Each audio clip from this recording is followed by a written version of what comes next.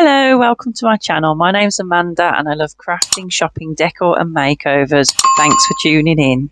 Welcome along to another Dollhouse video today, and I wanted to do a little in-depth focus on possibly one of the most important pieces of furniture in your dollhouse, apart from maybe the bed, the sofa or the settee. So I'm just going to take you through 5 different sofa designs that I have used. So this is sofa number 1. This is the first one that I actually made. It's an L-shaped sofa, and I just got some pieces of cardboard. I think they were like sort of corrugated pieces of cardboard, and just layered them together. You can see them there, just like a sandwich really, and just sellotaped them together into an L shape. And then I had a tea towel with this lovely little polka dot pattern, and I just cut it up and wrapped it round and glued it down. So it's a really simple base for a settee. And then I made cushions to go on it. Now cushions are super easy because I don't bother sewing them. I literally just glue them together and put the stuffing in. So brilliant to make. And I thought, well, you know, you do often have settees that have a base and cushions on them. So that was the idea that I got for them. And then again, just using the bits of the tea towel that I had left, I just made some long cushions to sit on and then some short back cushions for the settee. And I think that's a really lovely way to make a settee, and you can use whatever material you want so that you can personalize the settee for yourself. And really all you need is cardboard and some glue and some sellotape to lash your cardboard together. So it's a really easy way to make a settee and quite a successful one, I think. So definitely would recommend that as a technique for your sofa for your dollhouse. All you've got to do is measure the space you have in your dollhouse and then just cut your cardboard accordingly. So a nice easy make there. So, you know, if you feel like you want to make a settee for your dollhouse, I would definitely recommend this method. So this was the first one, and I did move it around the dollhouse quite a bit, and I did check, and you can see there I added some pink cushions, so you can change the cushions up, you know, and that just changes the look of your settee. So that's the thing with a settee. You can make one and then you can change the cushions, you can change where you put it in the room, and that gives the settee a little, you know, some different elements to it. So you can definitely do a settee like this and then, you know, upgrade it, change it, you know, and it could be used again and again. Sofa number 2 depends on whether you have any. I just found this. It was kind of like some polystyrene packaging, and I had this sort of PVC leather look skirt that was a bit too A-line for me. And again, some double-sided tape and some glue is all you need. And I just covered it to make, and you could actually use that as a sort of a banquette, but I thought I'll turn it into a settee. So just got some card and made some side arms shapes and then covered those with the leatherette as well. So it's really simple, easy to do. The polystyrene packaging, it was actually in, I think, a dehumidifier that I bought, but I'm sure you can get similar bits of foam or polystyrene, or you could use something else, a sponge or something. So there's anything really. I always look around and just use what I've got. That's my kind of fun of doing the dollhouse. And then I just added a bit of trim there, some woolen trim, just to give it a bit more of a, you know, luxurious feel and look to it. Looks like it's been sewed together as a settee. And that was that one. And I actually made 3 of those because I had quite a bit of this packaging in the box, and I just thought they're perfect seat shapes. So, as I said, any material you can use. I just happened to have this skirt that was handy, and I just covered them over. And again, made some cushions to go on to make it look a little bit softer and comfortable, and a little bit of furry material as a throw. And you've got yourself a trio of leather settees there. So I made sort of 2-seater settees instead of one big settee.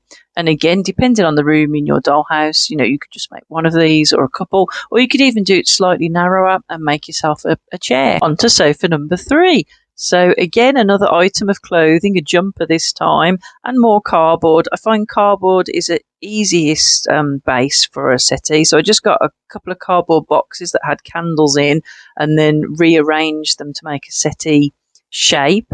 And I got a lovely jumper from the car boot. It was a silky jumper.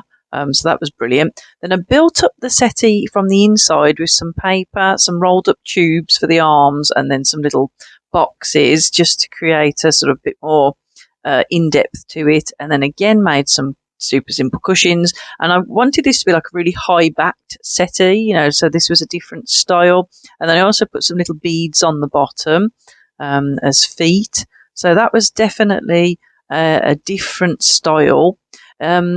My mum actually didn't like that.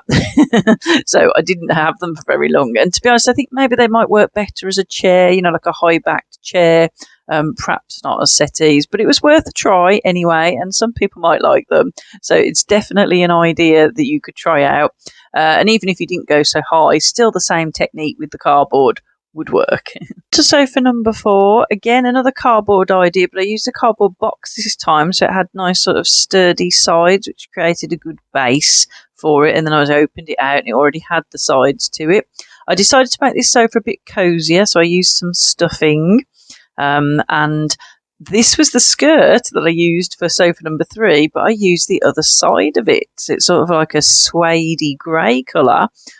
So I thought that was a good use of that material because I had plenty of it left over. Same method, just glue the material onto the cardboard base, and just pull it all round to make sure it's nice and neat, and then add some cushions. Easy to make cushions. I have mentioned this earlier, but I thought I'd just show you here. It's basically you just get a piece of material, and this one's folded over, so you glue 2 sides together and then just stuff it together with stuffing and then glue the 4th side in, which is what happened to this one.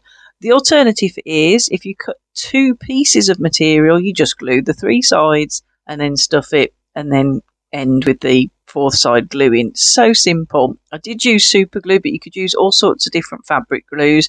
Here are 2 felt cushions. I just cut 2 pieces of felt and then glued the 3 sides together with my super glue, put a bit of stuffing in, and then glued that 4th side, and then they're accent cushions for the settee.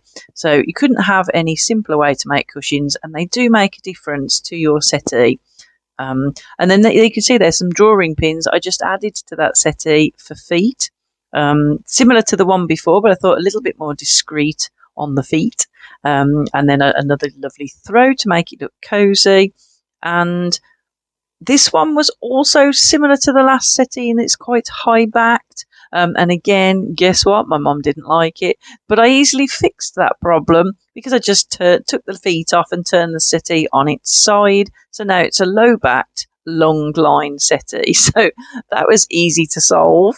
And it actually looks much comfier and cozy. That's just set up for autumn there with some extra accent pumpkin cushions on there. But that's what you can do. As I said earlier, you can just change the cushions and it makes it look like a new settee. I've moved it location. I moved the living room upstairs and added different cushions and some throws. And again, it looks like, a new settee really in a new location.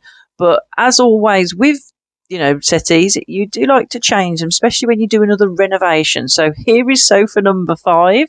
And this one, I used the base I had a Dollhouse kit, and it was a shop, and this was the roof to the shop, and I thought that'll make a great base for a settee. And then I got some pink card, which I stuck around the outside in a settee shape, and then put some lovely soft material on top and dressed it up with the cushions that I'd previously made. And I've got myself a gorgeous pink themed settee there for my pink themed living room.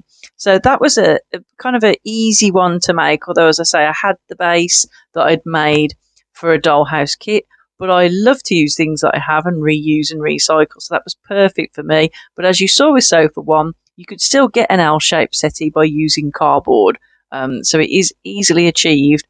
And I think I do love the L-shaped settee because that's my current settee. So it was my first settee and it's now my 5th settee. So you never know, there might be a 6th settee coming soon, I'm sure. So I hope you enjoyed that little look at the 5 different styles of settees that I have made over the couple of years that I've been doing my doll houses, and I hope it's given you some inspiration. So, as always, thanks ever so much for watching. If you haven't subscribed, please consider doing so. And if you have, thank you very much. It does mean a lot.